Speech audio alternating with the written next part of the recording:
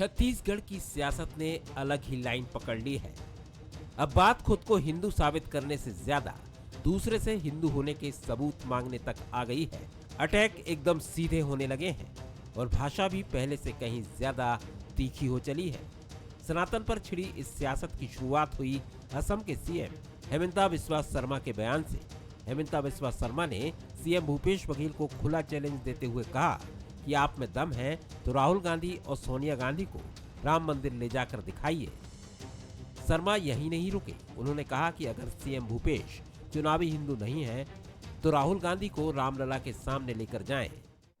तो भूपेश बघेल जी और कमलनाथ जी को मेरा ओपन चैलेंज है, अगर आप लोग चुनावी हिंदू नहीं है, एक बार के लिए रामलला का सामने राहुल गांधी और सोनिया गांधी को लेके जाइए। मैं मानूंगा कि आप सचमुच कांग्रेस में कुछ बसे कुसे हिंदू नेताओं का बीच में आप है। असम सीएम का चैलेंज आया तो छत्तीसगढ़ सीएम की ओर से पलटवार भी उतनी ही तेजी से हुआ। सीएम भूपेश बघेल ने हेमंत बिस्वा शर्मा के बहाने पीएम मोदी पर सीधा अटैक कर दिया और कहा कि हिंदू धर्म में माता पिता के निधन पर पुत्र के मुंडन कराने की परंपरा है, लेकिन पीएम मोदी ने माताजी के निधन पर मुंडन नहीं कराया।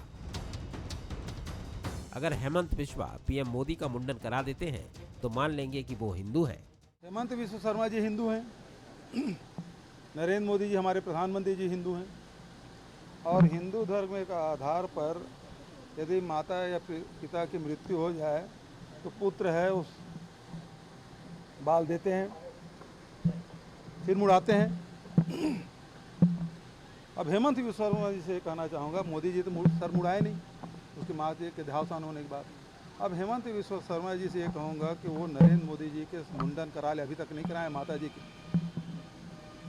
जाने के बाद, तो उसका मुंडन कराएंगे तो मैं हेमंत बिस्वा शर्मा को हिंदू मानूंगा। सियासत शुरू हुई सनातन से और दूर तलक जाने के लिए। मोदी पर सीधा अटैक हुआ तो बीजेपी भी सामने आ गई। पूर्व मंत्री बृजमोहन अग्रवाल ने भूपेश पर निशाना साधा और उन्हें कालनेमी राक्षस की संज्ञा तक दे डाली। ऐसा है, भूपेश बघेल जी तो कालनेमी है और वो हनुमान जी को ठगने की कोशिश कर रहे हैं, जनता रूपी हनुमान को। इसलिए कालनेमी को लोग पहचानते हैं और हनुमान जी को कोई ठग नहीं सकता। ये जनता सब जानती है कि कौन रामद्रोही है और कौन राम को मानने वाले लोग। जैसे जैसे छत्तीसगढ़ में चुनाव नजदीक आ रहा है, भाषाई मर्यादा का तटबंध भी टूटता नजर आ रहा है। शब्द किसी बाण की तरह एक दूसरे पर छोड़े जा रहे हैं और छत्तीसगढ़ की सियासी फिजा में एक ही सवाल गूंज रहा है कि आखिर असली हिंदू कौन है। Bureau report, Bansal news. संविधान का अनुच्छेद 25 हमें धार्मिक स्वतंत्रता का अधिकार देता है। धार्मिक स्वतंत्रता में अपना धर्म मानने के लिए हर व्यक्ति स्वतंत्र है। मतलब हिंदू, मुस्लिम, सिख, ईसाई, कोई भी मजहब हो, उसे स्वीकार करने के लिए हम बिल्कुल आजाद हैं। लेकिन सियासतदार संविधान के दिए अधिकार पर भी चुनौती देने से बाज नहीं आते। मसला कुछ ऐसा है कि बीजेपी की परिवर्तन यात्रा में शामिल होने आए भाजपा के फायर ब्रांड नेता हेमंत बिस्वा शर्मा ने यह कहकर छत्तीसगढ़ में सनसनी फैला दी कि अगर भूपेश बघेल असली हिंदू हैं तो राहुल और सोनिया गांधी को अयोध्या लेकर जाएं। अब बात राष्ट्रीय नेताओं की थी तो मुख्यमंत्री भूपेश बघेल ने भी उसी अंदाज में जवाब दिया। मुख्यमंत्री भूपेश बघेल ने सीधे निशाना साधा और ये कहा नरेंद्र मोदी के लिए कि अगर शर्मा असली हिंदू हैं तो नरेंद्र मोदी का मुंडन करवाएं। ऐसा इसलिए क्योंकि हिंदू होने के बावजूद प्रधानमंत्री मोदी ने मां के निधन पर अपना मुंडन नहीं कराया। सवाल यहां आरोप प्रत्यारोप या चैलेंज चुनौती का नहीं है। सवाल इस बात का है कि ये बातें जिन्होंने कही वो कोई साधारण शख्सियत नहीं है, बल्कि अपने अपने राज्य की मुखिया हैं। ऐसे में मुखिया का एक दूसरे को हिंदू होने की चुनौती देना क्या वाकई में उचित है या फिर ये सुर्खियां बटोरने का एक जरिया है? नमस्कार, आज का मुद्दा में आप सभी का स्वागत है। मैं हूं आदित्य नामदेव। असली हिंदू या नकली हिंदू, इसका सर्टिफिकेट आखिरकार चुनाव के वक्त में ही राजनेता एक दूसरे को क्यों देते हैं? हेमंत बिस्वा शर्मा पहले कांग्रेस में थे। राहुल सोनिया के प्रति उनका भाव क्या है ये किसी से छुपा नहीं है। तो फिर क्या नया विवाद खड़ा करना ही हेमंत बिस्वा शर्मा का मकसद था? बात बात में तिल का ताड़ बनाने वाली बीजेपी को मोदी को लेकर दिए बयान के बाद कांग्रेस को कटघरे में खड़े करने का नया जरिया मिल गया है, बहुत साफ है। आइए चर्चा की शुरुआत करते हैं। हमारे साथ चर्चा करने के लिए तीन बेहद खास मेहमान मौजूद हैं। हमारे साथ उचित शर्मा जी हैं, बहुत स्वागत करता हूं, वरिष्ठ पत्रकार हैं हमारे साथ। अभय नारायण जी हैं, कांग्रेस के वरिष्ठ नेता हैं, अरपा विकास प्राधिकरण के उपाध्यक्ष, बहुत स्वागत करता हूं उनका। विकास मरकाम जी हैं हमारे साथ, भारतीय जनता पार्टी के प्रवक्ता है, नेता है, बहुत स्वागत करता हूं उनका। सबसे पहले मैं विकास जी के पास चलता हूं। विकास जी, हेमंत बिस्वा शर्मा क्या हिंदू होने का सर्टिफिकेट बांटने में लगे हैं असम से निकलकर? छत्तीसगढ़ में ऐसा बयान देने के पीछे आखिर उनकी मंशा क्या है? कौन हिंदू है नहीं है असम में डिक्लेयर करिए भाई, सरकार आपकी। यहाँ आप तय कर रहे हैं कि भूपेश बघेल हिंदू है नहीं है। ये चल क्या रहा है समझ में थोड़ा आसान आ नहीं रहा। विकास जी थोड़ा समझाने की कोशिश करेंगे। अभी कुछ दिनों से प्रदेश में कांग्रेस की सरकार जिस प्रकार बातचीत कर रही थी और जिस प्रकार अपने आप को सनातनी होने का सर्टिफिकेट स्वयं दे रही थी, उसी के कारण मुझको लगता है कि हेमंत बिस्वा शर्मा जी ने भूपेश बघेल जी से प्रश्न किया कि वास्तव में यदि सोनिया गांधी और राहुल गांधी असली हिंदू हैं तो उनको अयोध्या में राम मंदिर के दर्शन कराएं। लेकिन मैं छत्तीसगढ़ के परिप्रेक्ष्य में कहना चाहता हूं कि आज मां कौशल्या कांग्रेसियों के कुशासन से करा रही है और राम के ननिहाल में जनता परिवर्तन के लिए छटपटा रही है। आप लोगों ने देखा होगा कि कांग्रेस की इस सरकार में कैसे कवर्धा में घटना घटी, कैसे भगवा ध्वज हमको फहराने नहीं दिया गया, कैसे बीरनपुर में हमारे साहू भाई की निर्ममता के साथ दूसरे वर्ग के लोगों ने हत्या की, कैसे अभी भिलाई गदर 2 के एक डायलॉग में जब पाकिस्तान मुर्दाबाद का नारा वो सिख युवक ने लगाया तो कैसे दूसरे धर्म के लोगों ने उसकी निर्ममता से हत्या की। आपको याद होगा कि बस्तर जैसे क्षेत्र में भी नव वर्ष के शुभारंभ के समय में नारायणपुर में जो घटना घटी और नारायणपुर के उस घटना में कैसे जो हिंदू आदिवासी थे उन हिंदू आदिवासियों को धर्मांतरित आदिवासियों ने कैसे मारा, कैसे वहां के एक थानेदार को घायल किया और कैसे इस सरकार ने उस थानेदार का तत्काल ट्रांसफर कर दिया और बाद में जो हिंदू धर्मावलंबी थे, जो हिंदू आदिवासी थे, जो मूल आदिवासी थे, उनको 90 दिन तक जेल में डाल दिया गया। वास्तव में कांग्रेस की ये सरकार छत्तीसगढ़ में सनातन धर्म की विरोधी सरकार है। यह सरकार धर्मांतरण को बढ़ावा देने वाली सरकार है और इसी के कारण जो धर्मांतरण को बढ़ावा देने की जिस नीति पर कांग्रेस चल रही है उस पर कटाक्ष करने के लिए असम के मुख्यमंत्री हेमंत बिस्वा शर्मा जी ने इस पर कटाक्ष किया था। आप उनके पूरे बयान को सुनेंगे तो उससे स्पष्ट है कि उनका कटाक्ष केवल सनातन धर्म और थोड़ी तो सूचिता होनी चाहिए। पर्सनल अटैक होंगे तो ये पर्सनल अटैक एक तरफ से शुरू होगा तो निश्चित तौर पर दूसरे तरफ भी होगा। चलिए मैं आता हूं थोड़ा सा अभय जी के पास। अभय जी, माना हेमंत बिस्वा शर्मा ने जो कहा वो उचित नहीं है या उनकी पॉलिटिकल जो अंदाज है, जो शैली है पॉलिटिक्स करने का, वो बिल्कुल अलग है, ठीक है। लेकिन आज जो मुख्यमंत्री जी ने भी तो ईंट का जवाब पत्थर से दे दिया, क्या वो उचित लगा आपको अभय जी? आदित्य जी, सवाल होंगे तो जवाब आएंगे और आपकी जैसी भाषा रहेगी वैसी भाषा में आपको जवाब मिलेगा। हेमंत बिस्वा शर्मा जी कौन है? फायर ब्रांड कहा आपने, आपको अधिकार है किसी को कहने का। एक दलबदलू नेता है जो कांग्रेस में थे और अब भारतीय जनता पार्टी में है। आसाम में या पूर्वोत्तर के जितने राज्य हैं वहाँ कहीं भी भारतीय जनता पार्टी के न कार्यकर्ता हैं, न संगठन करता है, न कोई जानने मानने वाला है। तमाम दल बदलुओं को लेकर वो अपनी पार्टी खड़ी कर रहे हैं और ऐसे दल बदलू जब छत्तीसगढ़ आते हैं तो वो केंद्र सरकार की एक योजना की बात नहीं किए। आप आसाम के मुख्यमंत्री थे, भारतीय जनता पार्टी के नेता थे, आप आके बताते कि छत्तीसगढ़ में केंद्र की भाजपा सरकार ने क्या किया, अरे देश के लिए क्या किया बताते आप। हम सुनते, हम उस पर चर्चा करते। आज चर्चा क्या हो रही है कि वो हिंदू होने पे भूपेश बघेल के सवाल उठा रहे हैं। राहुल जी सोनिया जी को मंदिर दर्शन कराए तभी आप हमको हिंदू मानेंगे। भूपेश बघेल हिंदू हैं कि नहीं हैं ये भूपेश बघेल तय कर लेंगे। वो हिंदू हैं कि हिंदुओं के लिए काम करने के नहीं कर रहे हैं ये छत्तीसगढ़ की हिंदू जनता तय कर लेगी।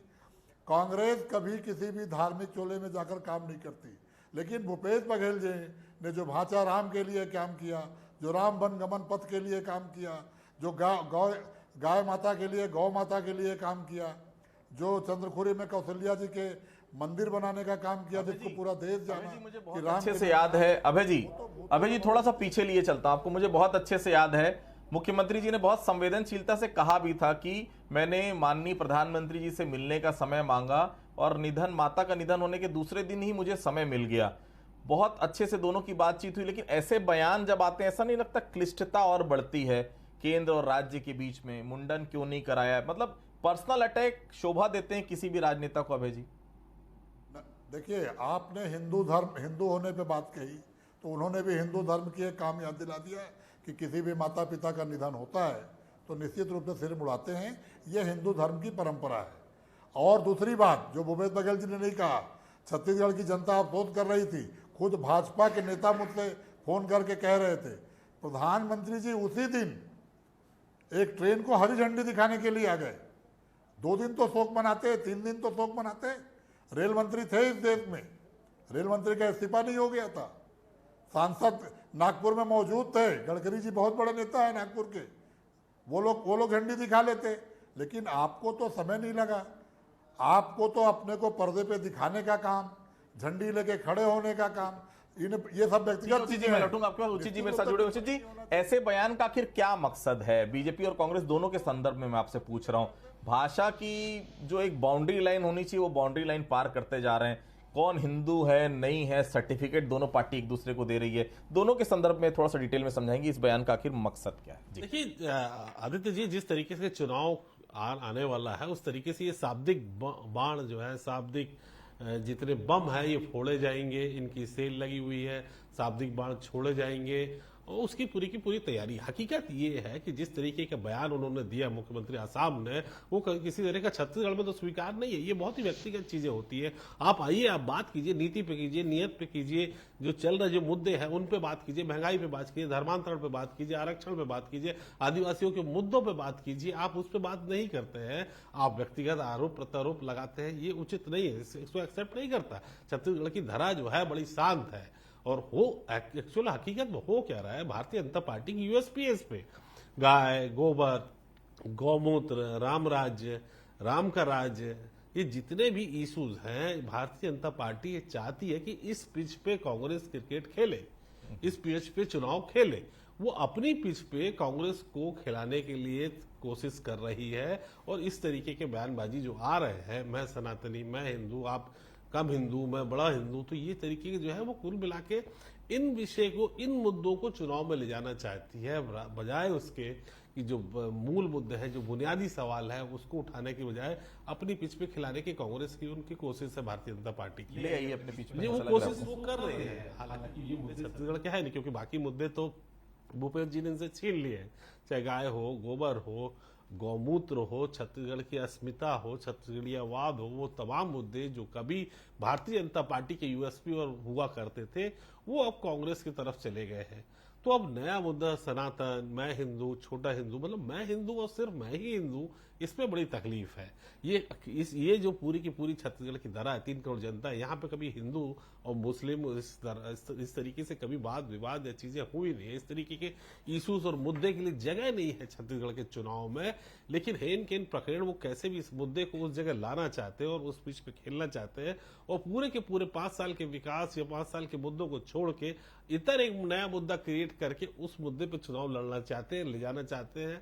ये बहुत एक सोचे समझा कूटनीति रणनीति के तहत भारतीय जनता पार्टी इसको प्रयास कर रही है। अदरवाइज इस तरीके से व्यक्तिगत आरोप तो नहीं लगने चाहिए थे, दोनों ही बड़े प्रदेश के मुख्यमंत्री। विकास जी, भाजपा दूसरे को हिंदू साबित करने की चुनौती देने वाले जो कि आपके ही नेता हैं हेमंत बिस्वा शर्मा, उन्होंने चुनौती दी है। क्या भूपेश बघेल की चुनौती और चैलेंज को स्वीकार कर रहे हैं? क्या मोदी जी का मुंडन करा रहे हैं आप लोग? देखिए, मैं अभी अभय नारायण जी को सुन रहा था, वे बात कर रहे थे राम वन पदगमन मार्ग की, वो बात कर रहे थे कौशल्या माता मंदिर की। तो मैं कहना चाहूंगा ये तो इनको करना ही है, क्योंकि इनको कालनेमी बनना ही होगा। क्योंकि जिस प्रकार छत्तीसगढ़ में घूम घूम कर मुख्यमंत्री भूपेश बघेल के जो पिताजी है नंद कुमार बघेल, उन्होंने और ले आओगे छत्तीसगढ़ ले आओ, उनको अपशब्द कहे हैं, उसके लिए विश्वकर्मा तरीके कालनेमी लाते रहो। मुख्यमंत्री मुंह दिखाने लायक नहीं है। जितने ऐसे कालनेमी को लाओगे उतनी सीटें कम होंगी, 14 भी नहीं बचेगी। कर्नाटक में बजरंगबली का गदा पड़ा है, अभी उसका असर खत्म नहीं हुआ है। नदियां बहाते हैं, आप लाते रहिए विष्णु शर्मा जैसे लोगों को। चोला ओढ़कर पूरे छत्तीसगढ़ में कालनेमी कौन है दुनिया जानती है। ये कालनेमी खुद को भूपेश राम बघेल भक्त के कहते सामने हैं, ठहरने लेकिन वाला सनातन एक धर्म की नेता आपके तुलना पास नहीं है। डेंगू मलेरिया से 15 करवाते साल के हैं। भ्रष्ट और मंत्री, इसीलिए मैं 15 कहता साल हूं के कि भ्रष्ट आज दिन मुख्यमंत्री, तक न तो जिन ये नेताओं भूपेश को आप बघेल मैदान जी, में उतार रहे हैं न ना, तो सोनिया आप उतारिए। गांधी, न तो राहुल गांधी, और इनमें जो से राष्ट्रीय किसी ने नेता आ रहे हैं इस सब काल नेमी आ इस रहे बयान का हैं। न तो काल खंडन नेमी की किया है, परिभाषा आप न जानते हैं कोई अच्छे निंदा से। की है। आप इसी से समझ सकते हैं कि ये कितने बड़े सनातनी हैं। विकास जी, अभय जी मैं आपके पास चलता हूं। वो तो चलिए पीछे हटते दिख रहे हैं। अभय जी, क्या आप लोग खुद को हिंदू साबित करेंगे राहुल जी और सोनिया गांधी को लेकर? क्या अयोध्या जाएंगे अभय जी? देखिए आदित्य जी, कांग्रेस विचारधारा की बात करती है, कांग्रेस सभी धर्मों का सम्मान की बात करती है। और आपकी एक लाइन जिससे आपने डिबेट प्रारंभ किया कि धर्म जो है व्यक्तिगत स्वतंत्रता की चीज है। कांग्रेस की विचारधारा से कांग्रेस कभी नहीं हटेगी। और अगर ये हिंदू की बात करेंगे, मुस्लिम की बात करेंगे, क्रिश्चियन की बात करेंगे तो कांग्रेस तो जवाब देगी। और कांग्रेस ने जितने काम किए, महात्मा गांधी के रास्ते पे चलने का काम किया, कांग्रेस ने जितने काम किए छत्तीसगढ़ में भूपेश बघेल सरकार के 5 साल में, वो भगवान राम के राम राज पे चलने का काम किया। और अगर इनको पीड़ा हो रही है तो इनके भगवान इनसे छूट गए।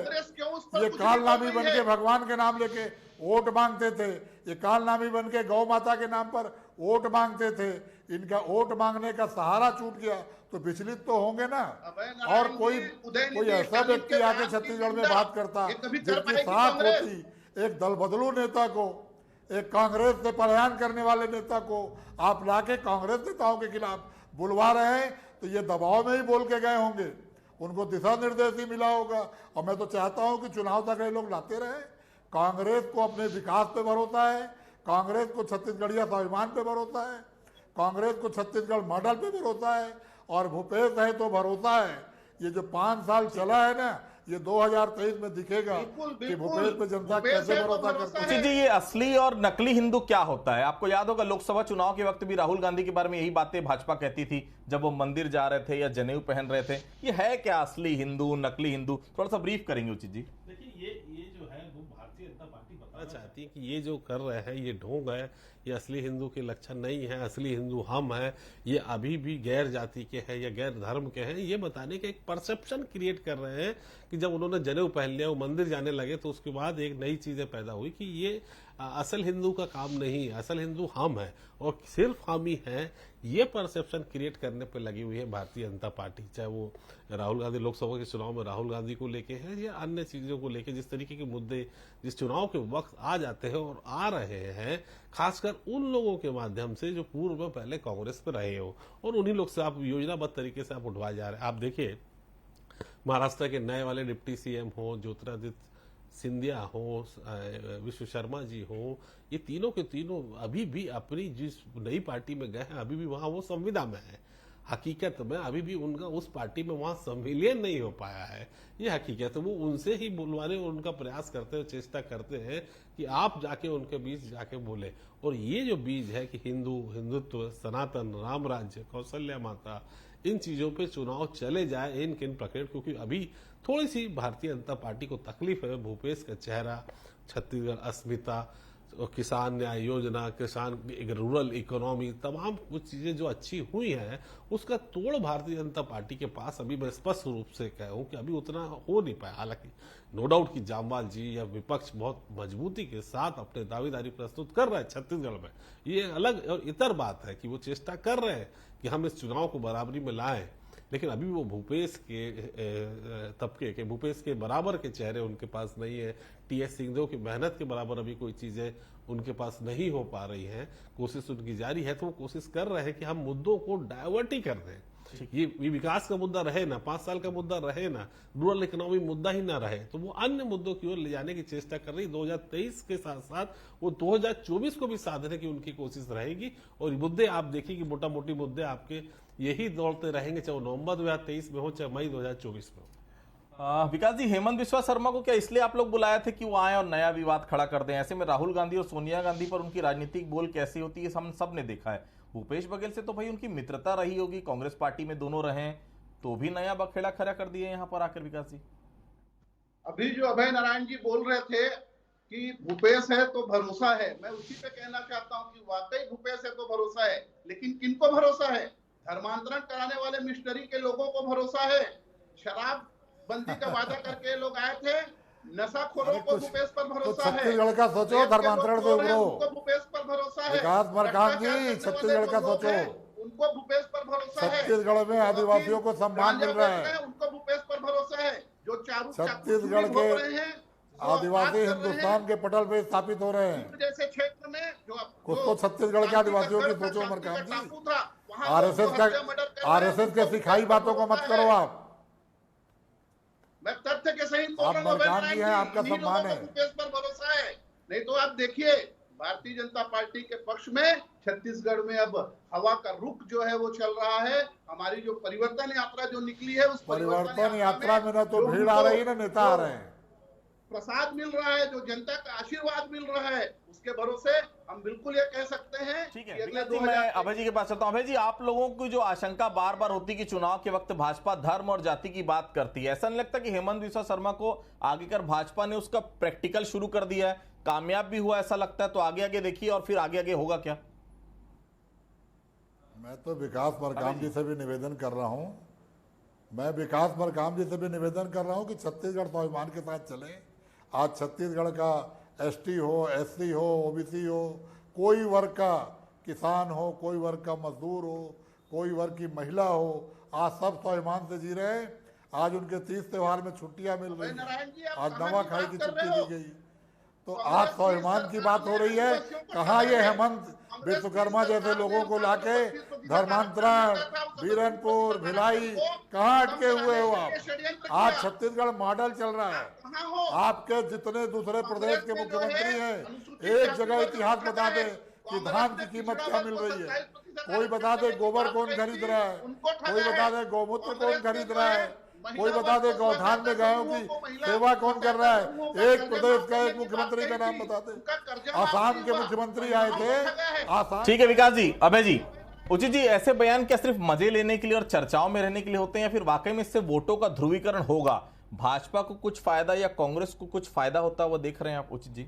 देखिए, अब राजनीति में ये जो भारत की है और छत्तीसगढ़ के जो वोटर्स है वो काफी मैच्योर्ड हो चुके हैं। वो दौर और था आदित्य जी, जो 90 की बात है, 95 की बात है, 2000 की बातें हैं, तब ये चीजें काफी मायने रखती थी। लेकिन आज के दौर में ये देखिए, इनसे वोटर्स भी, आम वोटर्स भी इतना इत्तेफाक नहीं रखता। आप मोटा मोटी करंट के एग्जाम्पल आप कर्नाटक में भी देख सकते हैं कि जिस तरीके से कर्नाटक में बजरंगबली और हनुमान जी के नाम पे वोटर सेट करने का एक परसेप्शन क्रिएट करने की कोशिश गई थी, लेकिन परिणाम उसके इतर आए। तो मैं अपने अनुभव के आधार पर कह सकता हूं कि इसके ध्रुवीकरण करने की कोशिश और प्रयास रहता है, लेकिन अब पब्लिक और वोटर्स काफी मैच्योर्ड हो चुके हैं, तो मुझे नहीं लगता कि इससे कोई ध्रुवीकरण हो पाएगा और कोई राजनीतिक लाभ इसका उठा पाएगी कोई भी पार्टियां। तो देखिए, असली हिंदू कौन, नकली हिंदू कौन, जनेऊ कौन पहनता है, मंदिर कौन जाता है, असली किसान कौन, नकली किसान कौन, असली आदिवासी कौन, नकली आदिवासी कौन, बहुत सारी चीजें तो अभी हुजूर आने बाकी है। चुनाव नजदीक है और तैयार रहिए। इस प्रकार के और भी कई शब्दावली, ऐसे शब्द जो शायद कानों को अच्छे न लगे और शायद छत्तीसगढ़ की राजनीति में इसके पहले आपने सुने भी ना हो, वो सब कुछ आपको सुनने मिलेंगे, क्योंकि विधानसभा 2023 नजदीक है। आप सभी हमारे साथ जुड़े, आप सभी लोगों का बहुत बहुत धन्यवाद। आज का मुद्दे फिलहाल इतना ही। बाकी खबरों के लिए आप बने रहिए बंसल न्यूज के साथ। नमस्कार।